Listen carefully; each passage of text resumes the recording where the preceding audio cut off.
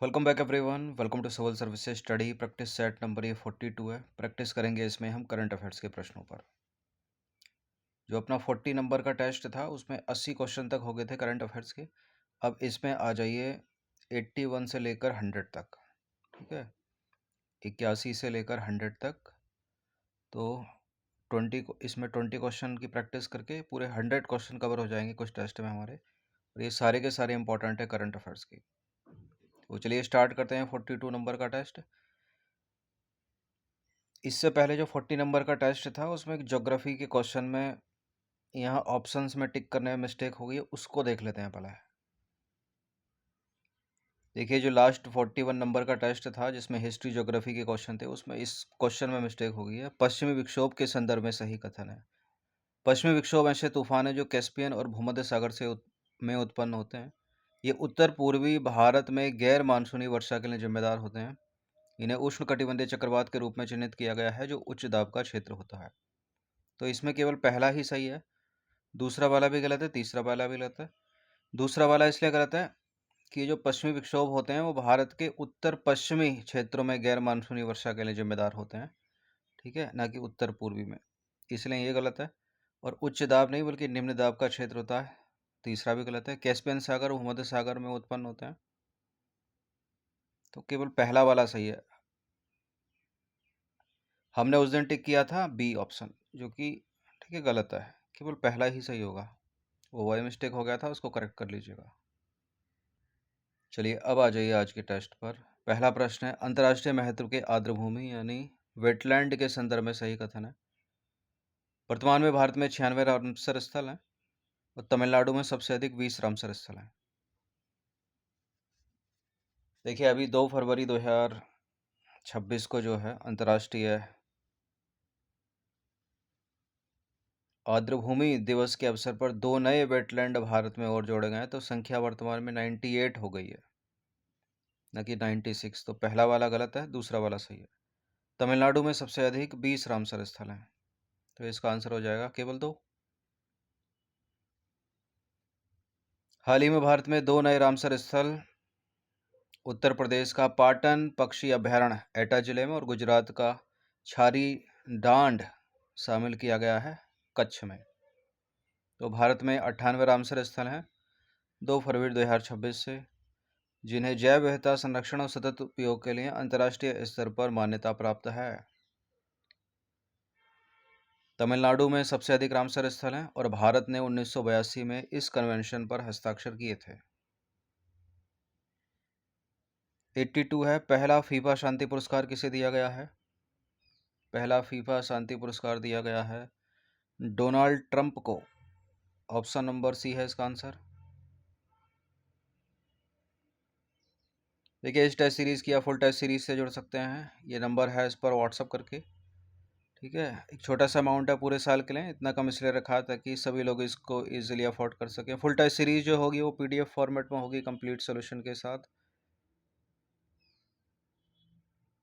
Donald Trump को 5 दिसंबर 2025 को Washington DC में 2026 फीफा विश्व कप ड्रॉ के दौरान पहला फीफा शांति पुरस्कार मिला। इससे रिलेटेड जो मुख्य बिंदु हैं, यह जो पुरस्कार है वो फीफा अध्यक्ष जियानी इन्फेंटिनो द्वारा प्रस्तुत किया गया। यह फीफा के सामाजिक जिम्मेदारी कार्यक्रम के तहत शुरू किया गया एक नया पुरस्कार है और पहला ही पुरस्कार मिला है डोनाल्ड ट्रंप को। पुरस्कार का उद्देश्य है खेल कूटनीति के माध्यम से शांति और एकता को बढ़ावा देने वाले योगदानों को पहचानना।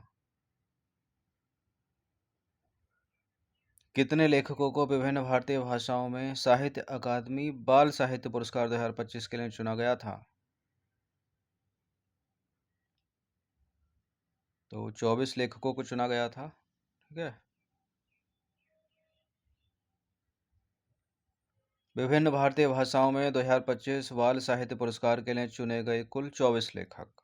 पुरस्कार समारोह की बात करें तो 14 नवंबर 2025 को त्रिवेणी सभागार नई दिल्ली में आयोजित हुआ था। प्रत्येक पुरस्कार विजेता को 50,000 का चेक और बच्चों के साहित्य में उनके साहित्यिक योगदान को मान्यता देने वाला एक कांस्य पट्टिका प्राप्त हुआ। यहाँ बताइए फिलिंग द ब्लैंक्स में क्या आएगा। प्रधानमंत्री नरेंद्र मोदी पहले भारतीय बन गए हैं जिन्हें डैश मतलब उस देश का नाम का सर्वोच्च नागरिक सम्मान मिला। उस सर्वोच्च नागरिक सम्मान का नाम क्या है? Grand commander, grand commander of the order of the star and की ऑफ द इंडियन ओशन। किस देश का यह सर्वोच्च नागरिक सम्मान है? मालदीव, मॉरिशस, माली या Myanmar?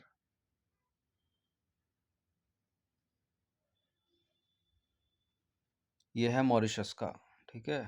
Grand commander of the order of the star and की ऑफ द इंडियन ओशन। प्रधानमंत्री नरेंद्र मोदी पहले भारतीय बन गए हैं जिन्हें मॉरिशस का सर्वोच्च नागरिक सम्मान मिला। Grand commander of the order of the star and की ऑफ द इंडियन ओशियन। और यह जो पुरस्कार है वो पीएम मोदी का 21वां अंतर्राष्ट्रीय सम्मान है। निम्नलिखित में से कौन सा बिम्स्टेक का मेंबर नहीं है? बांग्लादेश बिम्स्टेक का मेंबर है, थाईलैंड भी बिम्स्टेक का मेंबर है, म्यांमार भी बिम्स्टेक का मेंबर है, सिंगापुर नहीं है। देखिए बिम्स्टेक में बंगाल की खाड़ी के 7 देश शामिल हैं। बंगाल की खाड़ी क्षेत्र के 7 देश कौन कौन से हैं? वो बांग्लादेश, भूटान, भारत, म्यांमार, नेपाल, थाईलैंड और श्रीलंका। सिंगापुर नहीं है, पाकिस्तान नहीं है।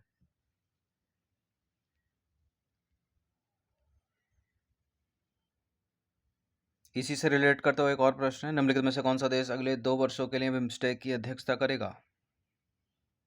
अप्रैल 2025 में इसने अध्यक्षता संभाली थी और ये है बांग्लादेश अगले 2 वर्षों के लिए बिम्स्टेक की अध्यक्षता करेगा। अप्रैल 2025 में अब अगले 2 वर्षों के लिए बांग्लादेश ने बिम्स्टेक की अध्यक्षता ग्रहण की है। बांग्लादेश को थाईलैंड के प्रधानमंत्री से अध्यक्षता प्राप्त हुई थी।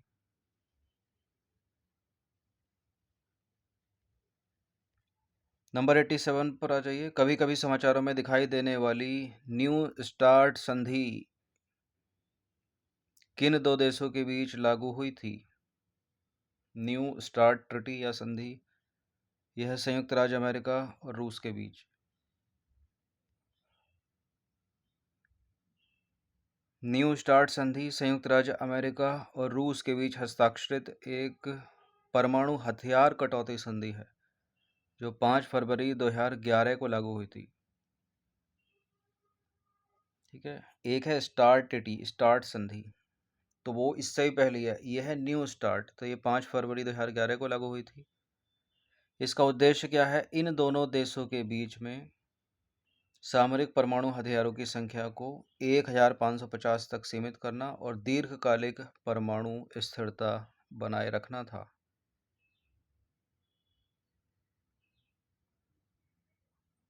क्वेश्चन नंबर 88 पर आ जाइए। 29 जनवरी 2026 को भारतीय मूल के किस वैज्ञानिक को royal Swedish academy of sciences द्वारा क्राफोर्ड पुरस्कार से सम्मानित करने की घोषणा की गई? तो क्राफोर्ड पुरस्कार 2026 मिलेगा वीरभद्रन रामनाथन को। ठीक है। ऑप्शन नंबर ए है इसका आंसर।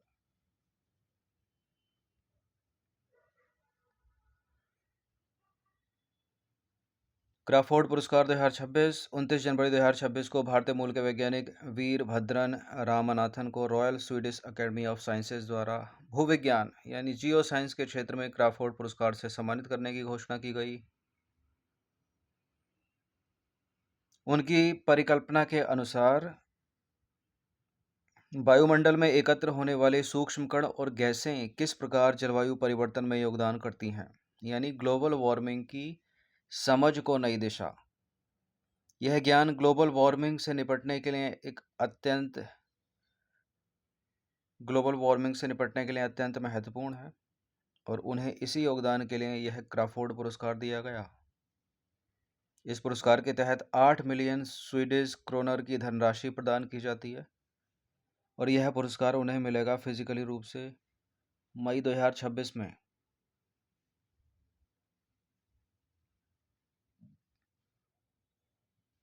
नेक्स्ट क्वेश्चन है 2 से 10 फरवरी 2026 के मध्य सामाजिक विकास आयोग का 64वां सत्र कहाँ आयोजित किया गया? Commission for social development 64th session ये कहाँ आयोजित किया गया? न्यूयॉर्क में। ऑप्शन नंबर बी है इसका आंसर। ठीक है, और न्यूयॉर्क में क्या है? यूनाइटेड नेशन का हेडक्वार्टर है वहीं पर। 2 से 10 फरवरी 2026 के मध्य सामाजिक विकास आयोग का 64वां सत्र न्यूयॉर्क में, यूएसए के न्यूयॉर्क में स्थित जो संयुक्त राष्ट्र मुख्यालय है उसमें आयोजित किया गया। इसका मुख्य विषय क्या था? Advancing social development and social justice through coordinated equitable and inclusive policies था। भारतीय प्रतिनिधित्व किसने किया? इसमें महिला एवं बाल विकास राज्य मंत्री सावित्री ठाकुर के नेतृत्व में भारतीय प्रतिनिधि मंडल ने भाग लिया।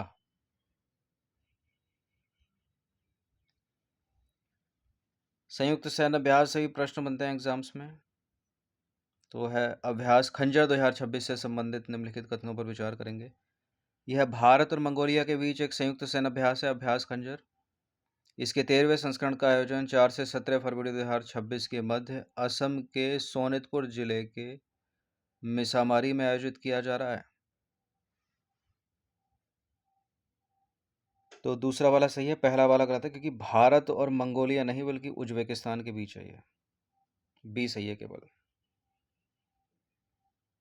भारत और उज्बेकिस्तान। हाँ सॉरी, किर्गिस्तान, किर्गिस्तान। भारत और किर्गिस्तान, मंगोलिया नहीं है। अभी भी चल रहा है 4 से 17 फरवरी 2026 के मध्य भारत और किर्गिस्तान के बीच एक संयुक्त सैन्य अभ्यास है, अभ्यास खंजर। इसका 13वां संस्करण का आयोजन असम के सोनितपुर जिले के मिसामारी में किया जा रहा है। भारत और किर्गिस्तान वर्ष 2011 से हर साल संयुक्त सैन्य अभ्यास आयोजित कर रहे हैं, खंजर।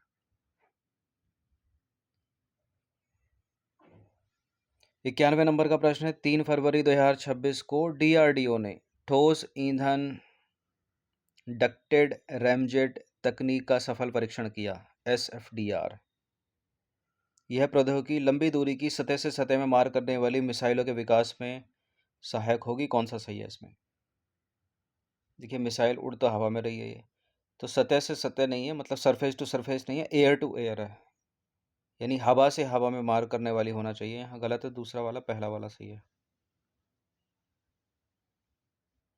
तो 3 फरवरी 2026 को रक्षा अनुसंधान और विकास संगठन यानी डीआरडीओ ने ठोस ईंधन डक्टेड रैमजेट यानी एसएफडीआर तकनीक का सफल परीक्षण किया।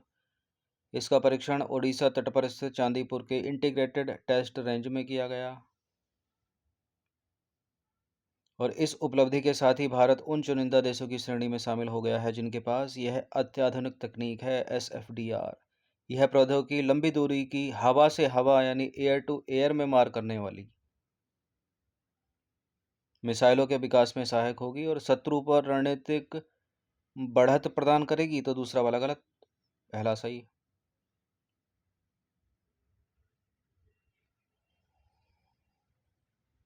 अगला जो प्रश्न है, निम्नलिखित कथनों पर विचार करेंगे। 25 जनवरी 2026 को राष्ट्रीय मतदाता दिवस मनाया गया। इस वर्ष इस दिवस की थी मेरा भारत मेरा वोट है। कौन सा सही है इसमें? पहला भी सही है, दूसरा भी सही है, दोनों के दोनों सही है, सी है इसका आंसर। 25 जनवरी 2026 को राष्ट्रीय मतदाता दिवस यानी नेशनल वोटर्स डे मनाया गया। इस वर्ष इस दिवस की थी मेरा भारत मेरा वोट है। इसकी टैगलाइन है भारतीय लोकतंत्र के केंद्र में नागरिक। इसका उद्देश्य है मतदाताओं को प्रोत्साहित करना, उन्हें सुविधा प्रदान करना तथा विशेषकर नए मतदाताओं के लिए अधिकतम अधिकतम नामांकन करना। क्या ऐसा होता है इंडिया में? सुविधा प्रदान की जाती है या पोलिंग बूथ से भगा दिया जाता है भारत के बहुत सारे गांव में कि आपका वोट पड़ गया है? यह दिवस जो है वो 2011 से मनाया जा रहा है और भारत निर्वाचन आयोग की स्थापना जो है 25 जनवरी 1950 को भारतीय संविधान के अनुच्छेद 324 के तहत की गई थी। ठीक है, तो ये वही दिन है जो निर्वाचन आयोग अनुच्छेद 324 के तहत 1950 में स्थापित किया गया, 25 जनवरी को।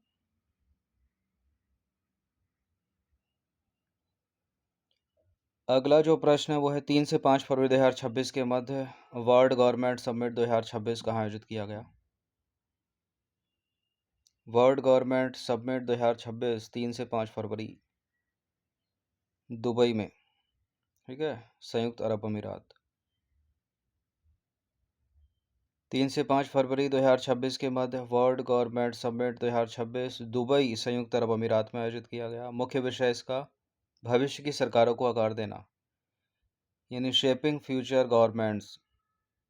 इसका उद्देश्य अंततः क्या है? अगली पीढ़ी की सरकारों को प्रेरित करना और सशक्त बनाना।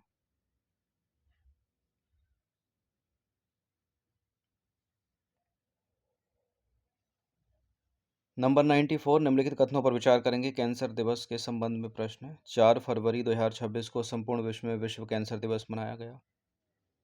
इस वर्ष इस दिवस की थीम यूनाइटेड वाई यूनिक है। बिल्कुल करेक्ट हैं दोनों के दोनों, सी है इसका आंसर। 4 फरवरी 2026 को संपूर्ण विश्व में विश्व कैंसर दिवस मनाया गया। उद्देश्य क्या है इस दिवस को मनाने का? कैंसर के बारे में जागरूकता उत्पन्न करना और रोग के बारे में जल्दी पता करना तथा कैंसर के उपचार पर ध्यान केंद्रित करके पूरी दुनिया को एक साथ इसके खिलाफ एकजुट करना। वर्ष 2025 से 27 तक जो इस दिवस की थीम है वो एक ही रहने वाली है, united by unique. Question number 95 है। हाल ही में आदमपुर हवाई अड्डे का नाम बदलकर श्री गुरु रविदास महाराज जी विमानपत्तन आदमपुर रखने की घोषणा किसने की? राष्ट्रपति, प्रधानमंत्री, नागरिक उड्डयन मंत्री, पंजाब के मुख्यमंत्री? भारत के प्रधानमंत्री।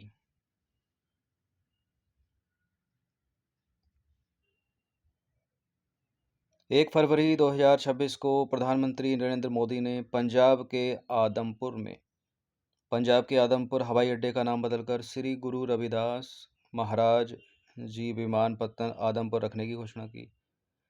यह घोषणा पंजाब के जालंधर में गुरु रविदास जी की जयंती के अवसर पर आयोजित एक भव्य कार्यक्रम के दौरान की गई। नंबर 96, 1 फरवरी 2026 को संपन्न एक बैडमिंटन प्रतियोगिता है जिसका नाम है प्रिंसेस सिरिवन्नावरी थाईलैंड मास्टर्स 2026। इसके संबंध में निम्नलिखित कथनों पर विचार करेंगे। पुरुष एकल का खिताब मोहम्मद जाकी उबैदिल्लाह ने जीता जो इंडोनेशिया के हैं, और महिला एकल का खिताब देविका शेहाग ने जीता जो भारत की हैं। ये टूर्नामेंट इसलिए इम्पोर्टेंट हो जाता है क्योंकि एक भारतीय महिला इसमें जीत गई है, महिला एकल में। तो सही है दूसरा वाला, और पहला वाला भी इसका सही है। पुरुष एकल का जो खिताब है वो मोहम्मद जकी उबैदिल्लाह ने जीता जो इंडोनेशिया के हैं। तो करेक्ट हो जाते हैं दोनों के दोनों, सी है इसका आंसर। ठीक है। प्रिंसेस सिवानवन प्रिंसेस सिरिवन्नावरी थाईलैंड मास्टर्स 2026 ये बैडमिंटन की प्रतियोगिता है। 27 जनवरी 2026 से 1 फरवरी 2026 तक बैडमिंटन प्रतियोगिता प्रिंसेस सिरिवन्नावरी थाईलैंड मास्टर्स 2026 थाईलैंड के बैंकॉक में आयोजित हुई, और यह WWF वर्ल्ड टूर 2025 का टूर्नामेंट है, यानी बैडमिंटन वर्ल्ड फेडरेशन का। प्रतियोगिता परिणाम अगर देखें तो ये हैं पुरुष एकल के विजेता मोहम्मद जकी उबैदिल्ला इंडोनेशिया के हैं, और ये भारतीय महिला खिलाड़ी देविका शेहाग। मोहम्मद जकी उबैदिल्ला विजेता हैं, इन्होंने हराया है थाईलैंड के पनिचपोन को, और जो देविका शेहाग हैं उन्होंने हराया है मलेशिया की गोह जिन वेई को। तो विजेता का ही नाम याद रखिएगा, खासकर देविका शेहाग का। क्वेश्चन नंबर 97 क्या है? 18 जनवरी 2026 से 1 फरवरी 18 जनवरी 2026 से 1 फरवरी 2026 के मध्य संपन्न वर्ष की पहली ग्रैंड स्लैम प्रतियोगिता जो होती है ऑस्ट्रेलियन ओपन 2026 के संबंध में विकल्प में कौन सा तथ्य सही नहीं है? चलिए, पहला है ऑस्ट्रेलियन ओपन 2026 से रिलेटेड पहला जो कथन है, पुरुष एकल का खिताब कार्लोस अल्कराज ने जीता। महिला एकल का खिताब एलिना रिवाकिना जो कजाकिस्तान की है उन्होंने जीता। पुरुष एकल का खिताब पुरुष युगल का खिताब क्रिश्चियन हैरिसन जो संयुक्त राज्य अमेरिका के हैं, और नील स्कूपस्की जो ग्रेट ब्रिटेन के हैं उन्होंने जीता। और महिला युगल का खिताब अन्ना डेनिलिना जो कजाकिस्तान की हैं और एलेक्जेंड्रा क्रूनिक सर्बिया की जोड़ी ने जीता। ये टेनिस के 4 ग्रैंड स्लैम होते हैं एक साल में, ठीक है। Australian, French, US, Wimbledon. और अधिकतर जो इसमें इम्पोर्टेंट होता है वो पुरुष एकल ही होता है। पुरुष एकल और महिला एकल याद रखना है। कभी कभी पुरुष युगल पे भी क्वेश्चन बन जाता है, ठीक है। पुरुष युगल, उसके बाद एक मिश्रित युगल भी होता है जिससे नाम मात्र का प्रश्न कभी नहीं पूछा जाता। अगर कभी पूछा भी जाएगा तो तब जब किसी भारतीय खिलाड़ी ने वहाँ प्रदर्शन किया हो और वो जीता हो, उसका नाम हो, वरना पुरुष एकल महिला एकल पर ही बनते हैं प्रश्न। तो पुरुष एकल का खिताब कार्लोस अल्कराज ने जीता, ठीक है। महिला एकल का खिताब एलिना रिवाकिना जीता, कजाकिस्तान की, ये भी ठीक है। पुरुष युगल का खिताब क्रिश्चियन हैरिसन और नील स्कूपस्की ने जीता, ये भी ठीक है। ये महिला युगल वाला गलत है। पुरुष एकल, महिला एकल, पुरुष युगल, महिला युगल गलत है। तो डी सही नहीं है इसका। 18 जनवरी 2026 से 1 फरवरी 2026 के मध्य वर्ष की पहली टेनिस ग्रैंड स्लैम प्रतियोगिता ऑस्ट्रेलियन ओपन 2026 मेलबर्न, ऑस्ट्रेलिया में संपन्न हुई। प्रतियोगिता के क्या परिणाम रहे? सबसे पहले पुरुष एकल जीता किसने है? कार्लोस अल्कराज ने, स्पेन के हैं। हराया किसको? नोवाक जोकोविच, सर्बिया। महिला एकल का खिताब किसने जीता? एलिना रिवाकिना ने, कजाकिस्तान की हैं। हराया किसको? एरिना समालेका को हराया जो बेलारूस की है। अब आ जाइए पुरुष युगल, क्रिश्चियन हैरिसन जो संयुक्त राज्य अमेरिका के हैं उन्होंने जीता। और हराया किसको? हाँ, 2 रहते हैं ना इसमें, तो 2 जीते हैं, क्रिश्चियन हैरिसन और नील स्कूपस्की ने जीता, एक अमेरिका के एक ग्रेट ब्रिटेन के। हराया किसको? जेसन कुबलर और मार्क पोलमैन्स को हराया, दोनों ऑस्ट्रेलिया के थे। अब आ जाइए महिला युगल। महिला युगल में जो विजेता हैं वो है एलिस मर्टेंस बेल्जियम की और झांग सुआई चीन की। हराया किसको? अन्ना डेलिनिला कजाकिस्तान की और एलेक्जेंड्रा क्रोनिक सर्बिया, ठीक है। तो ऊपर में शायद उपविजेता का नाम था इसलिए गलत हो गया था वो। अन्ना डेनिलिना और एलेक्जेंड्रा क्रूनिक ये उपविजेता हैं, विजेता नहीं है, इसलिए चौथा वाला गलत है। अच्छा, इससे रिलेट करते हुए कुछ और इम्पोर्टेंट बिंदु यहाँ पर। कार्लोस अल्कराज जो हैं इन्होंने लगातार पहली बार ऑस्ट्रेलियन ओपन का खिताब जीता है,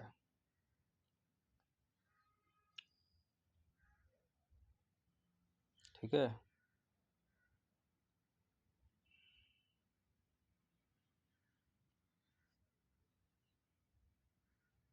पहली बार ऑस्ट्रेलियन ओपन का खिताब जीता है इन्होंने, और यह अल्कराज का 7वां ग्रैंड स्लैम है, ठीक है। ऑस्ट्रेलियन ओपन पहली बार जीता, और भी जीते होंगे, फ्रेंच, विंबलडन, यूएस। और अल्कराज पिछले साल भी ऑस्ट्रेलियन ओपन के फाइनल में पहुंचे थे, लेकिन सिनर के खिलाफ हार का सामना करना पड़ा था इनको, ठीक है।